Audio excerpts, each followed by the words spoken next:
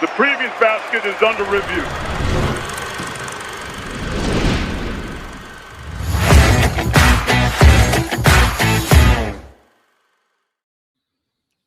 What's going on? It's Scout Team. Kevin Sweeney from Sports Illustrated, Eric Fawcett from just about everywhere in the college basketball world.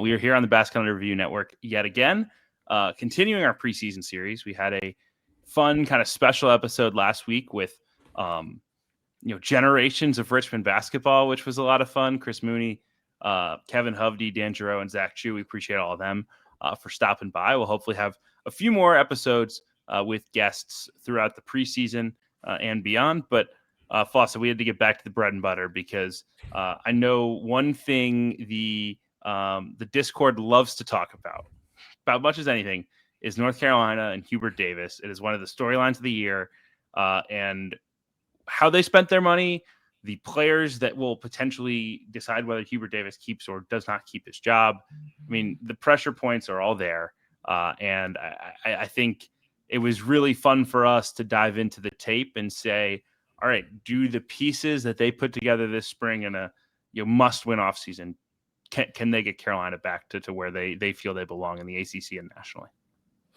It's really interesting because someone could say this is maybe the modern way of putting together a roster in 2025. Like what does modern mean? What does building a roster in 2025 really mean? But it used to be that a team like North Carolina would be a bunch of the best high school players would be incoming. And then even as the transfer portal picked up, it would be like, okay, who's a guy who scored 5 million points at a low major school? And then they'd get some of those guys. And then you look at the roster this year and the way that they have proven high major players coming in. They have players coming from mid-major plus leagues. And of course, they also have a stud European, because you got to have that if you're really going to recruit in the 2025 way. So the way that they went about getting players from all those different routes, I really think makes it interesting. Just in a vacuum, if you would have said, okay, like this team has a really interesting high major transfer, a really interesting mid-major plus transfer, a really, really interesting European, I'll say transfer to suggest it kind of as a recruit, suggests maybe a little different level of expected production. So I think that makes it really interesting outside of the other storylines, of course, of could this be another blue blood school that has a coaching opening? Is this going to be another way we can all laugh at how NIL dollars are spent? There is definitely a wealth of content with this one. And also a 5-star freshman in Caleb Wilson, who we won't talk about a ton on this video. It's a little bit more guard centric, but I do think he's a huge piece of their team and an interesting guy to continue to track, and a guy that they have invested heavily in as well in this NIL market. So I want to start with probably their least controversial offseason addition.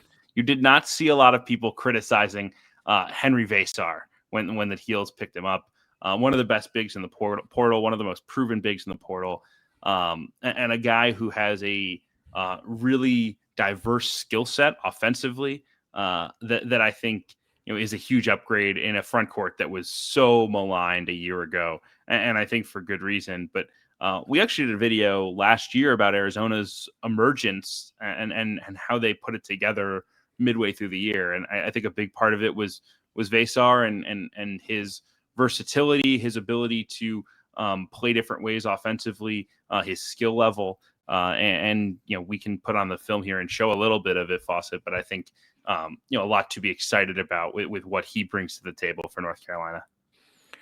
Absolutely. And when you look at what North Carolina has been for so long, it's been their tremendous big man. And that's something that you continue to hear from UNC fans. They're disgusted about a lot of things over the last couple of years. One of it was like, we are North Carolina. How do we not have bigs? And one of the ways that manifested itself was with their pick and roll game, where there just wasn't that downhill threat of someone who's going to catch a lob around the rim and do something with it. Just these guys were not strong enough on the ball. If they were given passes in the short roll, they couldn't make the next play. And you saw these just turnovers after turnovers, not threatening the defense. 2 are guarding 3 on the opposite side, and still it turns into a turnover. Here you can see they just didn't even want to throw it to their big, because we've seen what happened. Like, there is just so many problems with the pick and roll game that were not all in the hands of the bigs, but certainly played a big role, as both these bigs couldn't make plays in the short roll and these guards were incapable of getting it to them. And in fairness, they were small targets. Now let's look at Vasar, someone who is incredible in the pick and roll game. You want to have him finish above the rim, just throw it anywhere around there. He'll go get it. You need to give it to him a little bit early because it's against a drop. He's got great hands. He can catch it. He can contain. He can get there. And that's something where even in traffic, everyone's around, but if the guard throws it in just the place where only he can get it, he can make something happen. Now, making plays out of the short roll, something that they did not have last year. Vasar able to catch the ball, be composed, hit that cutter. This time he sees where the help is coming from. It's the near corner. No problem. I can make it get there. This time, opposite corner skip. This is big time stuff right on top, over top of the defense, finds the shooter. And that is an area where I think he can be so good, and where I think he could just really change the way that North Carolina could play, whether it's as a play finisher above the rim or whether it's someone in the short roll being a playmaker. I think that that's going to be big. And now we tie it a little bit into the guards with a Kyan Evans from Colorado State, someone who is not necessarily the big time distributor, but he knows how to get inside. He's used to a little bit of a smaller below the rim target. And you see there, uses a reverse pivot, creates an angle, hits that bounce pass to get it there. And then on the empty side, ball screen too, gives that ball up early against an aggressive ball screen coverage and is able to find his big. Those are the things that I think you see Evans particularly, who did a really good job despite his smaller stature of being someone who could really get that ball early to a big man. I look at some of those pocket passes. I think about Vasar as the player who could catch them, and you can really start to see how their pick and roll offense could look a lot better. Yeah, I mean, and I think the value for Carolina in adding someone who's been a part of a lot of big games in Vasar is huge. A guy who's, dealt with like athleticism and length in a way that a lot of, transfers just haven't.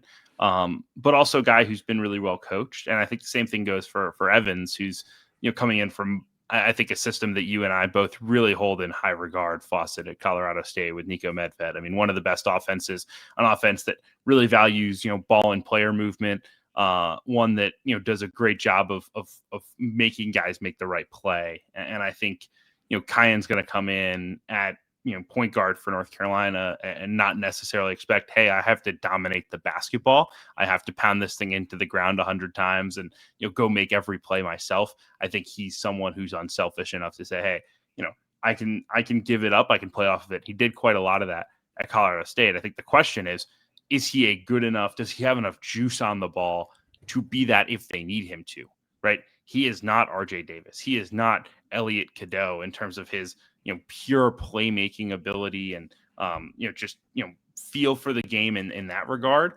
He's someone that is more comfortable, I think, running off screens and making shots. And, if North Carolina dropped the big bag that has been buzzed about that they did to go get Kyan Evans, I don't know if they did it necessarily for a guy who I would call more of a combo than a true point guard.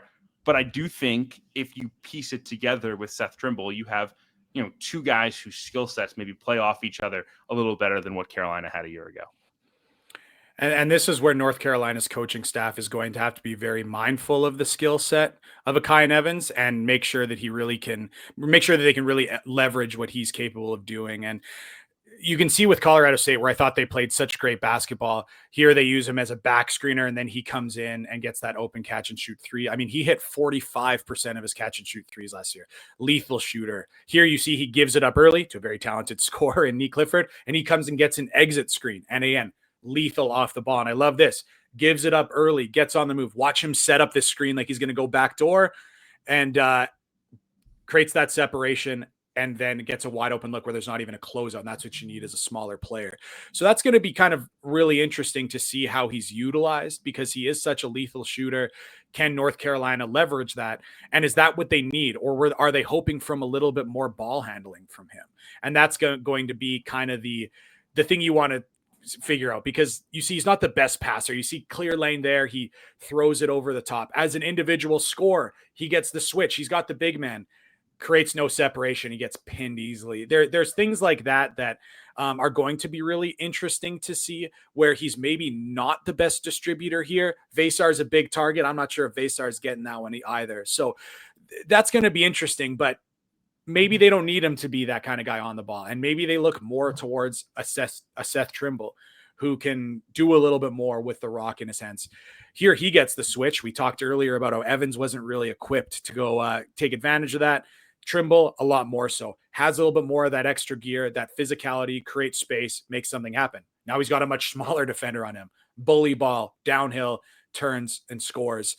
And this is going to be interesting to see some of the kind of differences with how they could use Evans versus a Trimble, who's just so much better going downhill.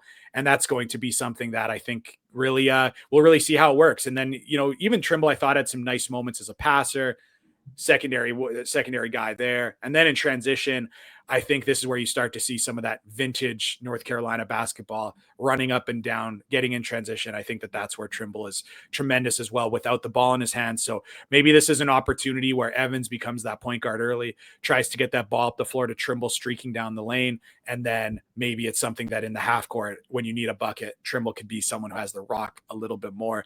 You see in transition with Evans, he'd rather just sit back. He doesn't want to go to the rim. Here again in transition, doesn't run to the lane, runs to the 3-point line. And in a lot of ways, you want that. You want the guy shooting 45% on catch and shoot threes to be taking catch and shoot threes.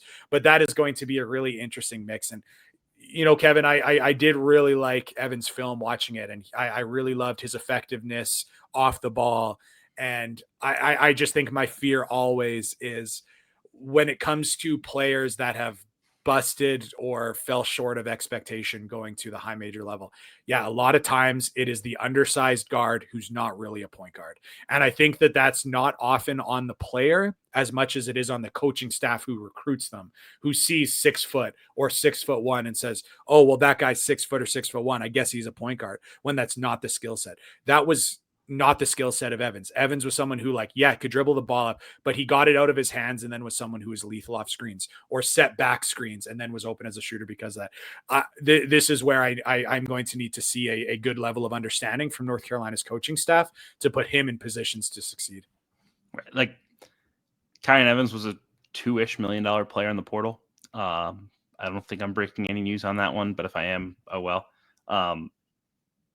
I don't think they usually want to pay $2 million for 6'1" guards who took 60 shots at the rim last year. He doesn't pressure the rim. He's not an elite playmaker. So he better make 45% of those catch and shoots, right? That's the bar. And, I do think there's some valuable interplay, but let's also remember, Kyan Evans was blessed enough to play next to Nick Clifford last year. Nick Clifford was a monster, especially down the stretch. When Colorado State was rolling, Nick Clifford was as good as just about anyone in college basketball a year ago. And he was doing it against a slightly lower level of competition, right? Nick was just dominating people. And I think Seth Trimble has a chance to be really good. I know the 33-point game against Memphis last preseason will kind of forever live in the lore. But Seth Trimble ain't Nick Clifford. And if that is the level of take the pressure off that you're hoping to have with Kyan Evans, I think that's a concern. And I think that's where, continued growth for Kyan is huge, right? This is a guy who struggled as a freshman at Colorado State.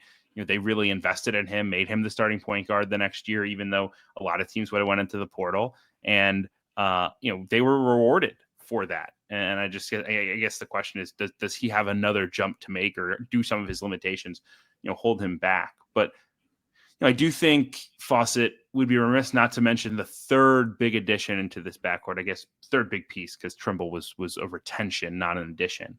But Luca Bogavac, and we apologize for mispronouncing it. We're pretty sure we've got it, but this day and age, you never know. And Luka Bogavich is just about as proven an international prospect as you can get.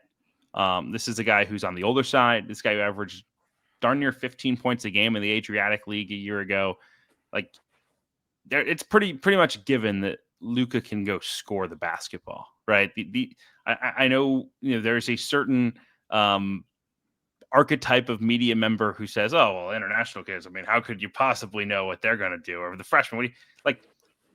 I feel pretty good that a guy who averaged 15 a game in the Adriatic League is not going to suck. The bar is the floor is very high with this addition. I think the question is with the ceiling.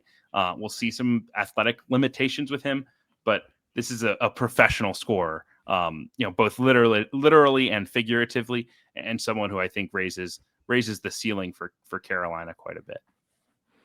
Yeah, Bogavac is someone who I do think plays into a lot of stereotypes people have of European players, both really positively and potentially negatively, where the athleticism, the straight line speed is definitely a little bit of a question. But man, when it comes to IQ, creativity, ability to manipulate space, he is so much fun to watch. So again, this is a big 6'5" guard who again is so shifty getting to the rim and so good with the ball in his hands, like ball in a string. Like watch these plays where the ball is going to go behind his back, through his legs 3-4 times on the same play. And he's just waiting for that crack in the defense before he can go and make something happen.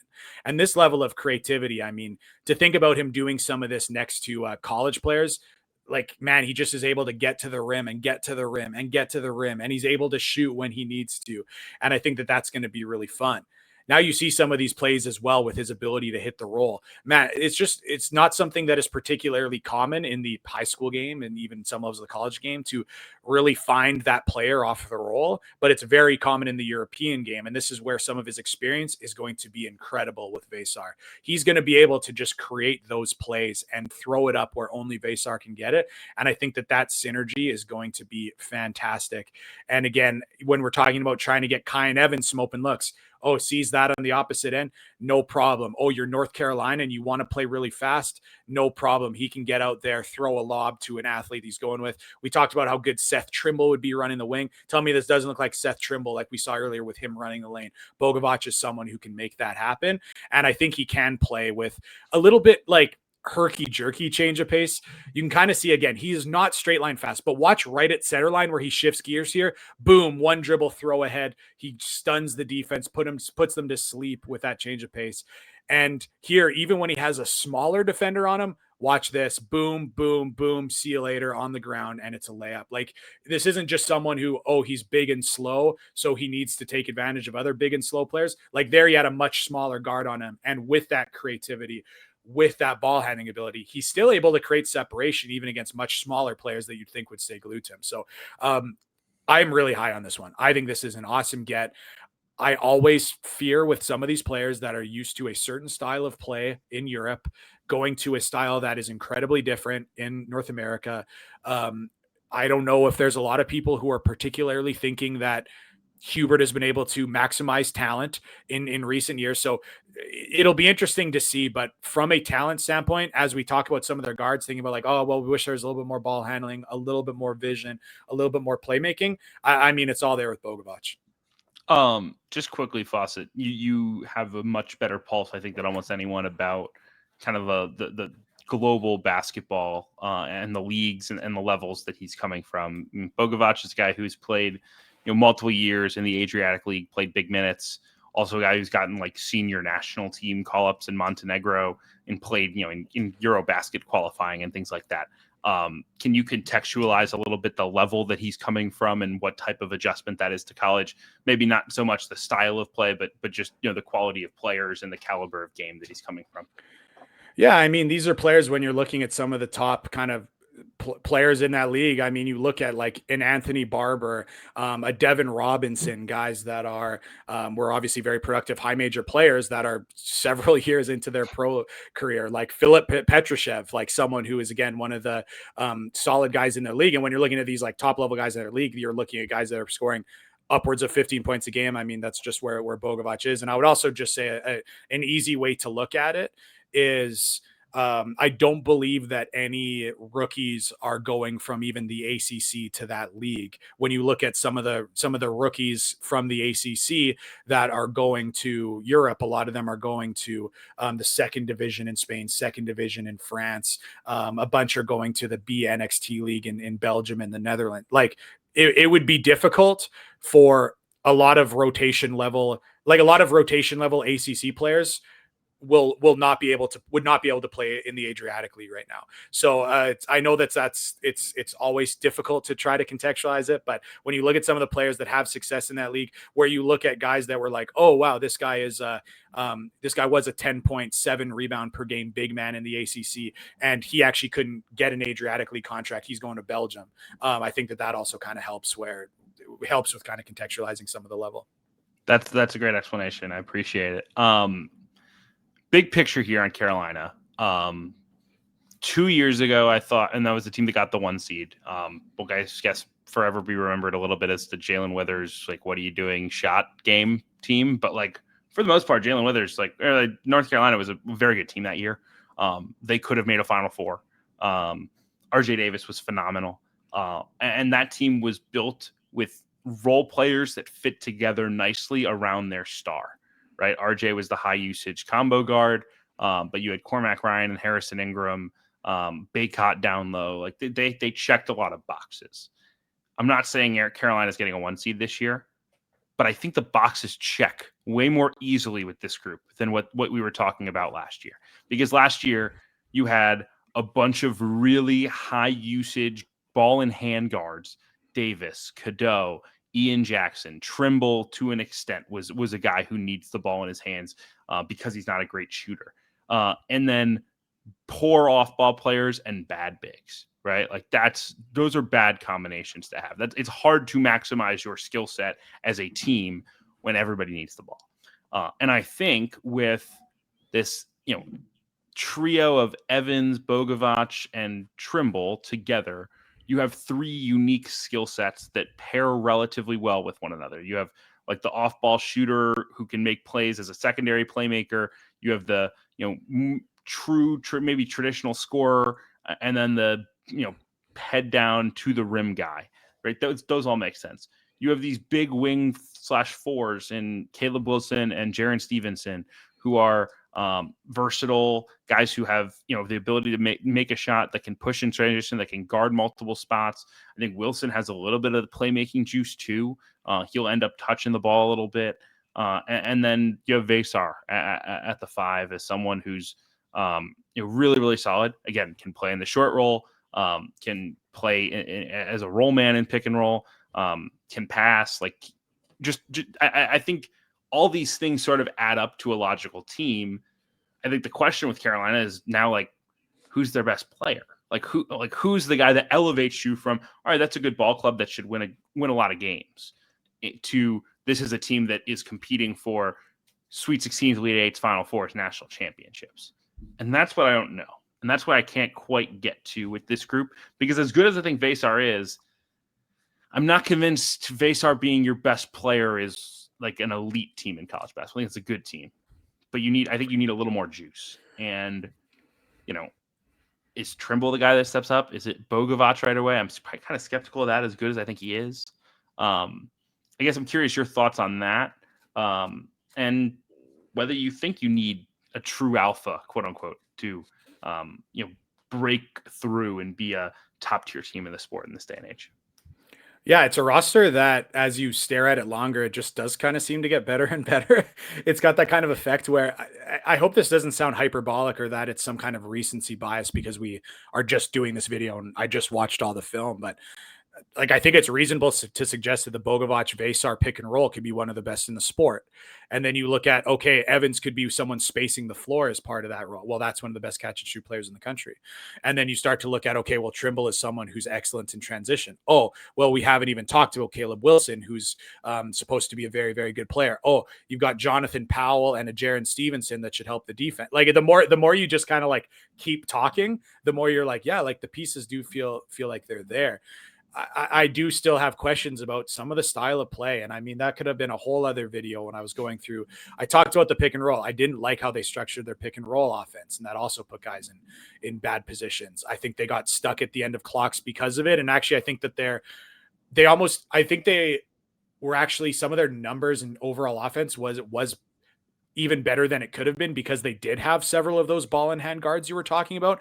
That as much as they were maligned in some ways, I mean, they bailed things out with some of their ability to create shots late in shot clocks. So I still have my questions about, is this the kind of team that can put guys together and fill up some of those holes where, like, as much as I love Bogavac, as much as I showed a lot of the clips of his creativity, is that your late clock guy? I mean, like, yeah, maybe we'll see.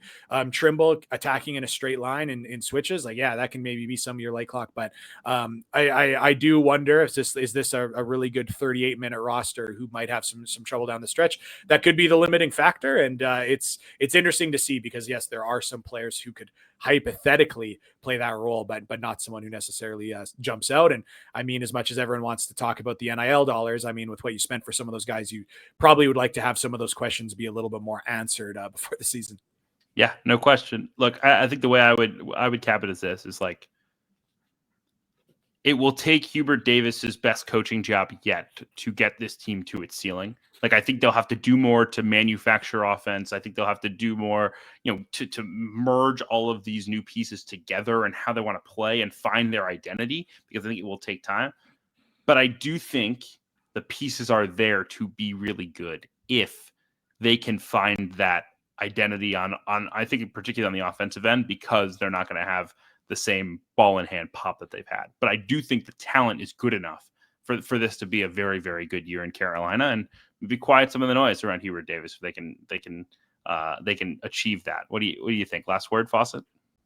Yeah, I think so. And it is kind of that gray area, but it's certainly it is definitely a talented enough team that if the wheels fall off, like there is a problem with North Carolina. We've talked about a lot of the individual pieces. Yes, we said they didn't fit particularly well, but I think you said it really well with Bogavac, and I kind of feel that same way with a Vasar, with an Evans. We can question the ceiling maybe a little bit, but man, the floor should be extremely high, and anything close to the wheels falling off this year, I think would be just a catastrophic failure. Yeah, I think if we're talking about this team on the bubble, like, that's a huge problem. Right. Yeah. That means I think they underachieved their talent level. They certainly underachieved the money they spent. And then I think it's probably answers the question itself of, like, is Hubert the guy? But on the opposite side of that, like, I can see a world where North Carolina is a top 8 to 10 team in the sport next year. And if they they do that, it will make for some interesting narrative takes, because I think a lot of people maybe decided their thoughts on the tenure last year, maybe for good reason. Maybe it was a little too early. We'll see. That's the Beauty Scout team. We got our preseason videos. Keep rolling along. Subscribe to the channel. Subscribe to Basket Under Review, the best in college hoops content by independent creators you love. We will see you all next week.